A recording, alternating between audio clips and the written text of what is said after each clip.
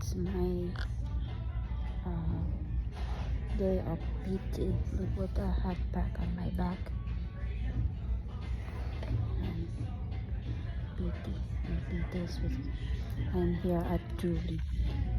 So may ano to, Glen Ellen. Julie Glen Ellen. So yan, nakahat pack.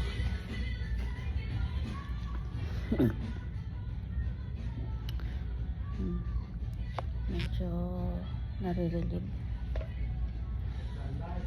Ayan.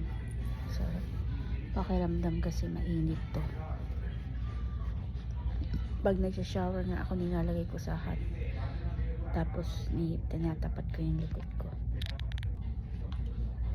Hopefully, gumaling na to. Kasi sabi ng doktor ko, if hindi makuha sa therapy, after June 27, ano ko, MRI. Sana makuha naman. Pero feeling ko, kapag nilalagyan ng hot pack yung likod ko, nalilib yung pain. Meron kasing konting pain. Yun, tsaka syempre, matanda na tayo. Hindi ko nga alam ko, rayuma na to. Ano. Ayun. So, yun, dito ako na therapy. Julie sa Glen Ellen.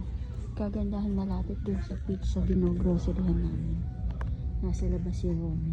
Sabi niya, hintayin na lang daw niya ako. Mainipin yun. Buti natid ako. Ayun. So, I think this is my 4th visit here. So, I still have 5 hanggang sa 27. Ayun. Yung iba akala nagloloko lang ako eh. Pero ayun talaga. Hindi ko naman gustong ma-injured. Pero, napapansin ko kasi kapag ginagamit ko yung left arm ko, panlip, dun siya sumasakit. Pero pag di naman, kaya ayun, ingat-ingat na din ako sa pag-move. Kasi, ayun, I'm not getting any younger. Next year golden na ako eh. Buti na lang binayaraan kami ng jeans na hindi putiin ang buhok. Siguro that's the price of hindi naman talaga ako nagko-color ng hair. Kaya wala ako. Yun nga lang, napapanot. Yan. Pero tumubo pa yan ha. Nakakalimutan ko kasi lagyan ng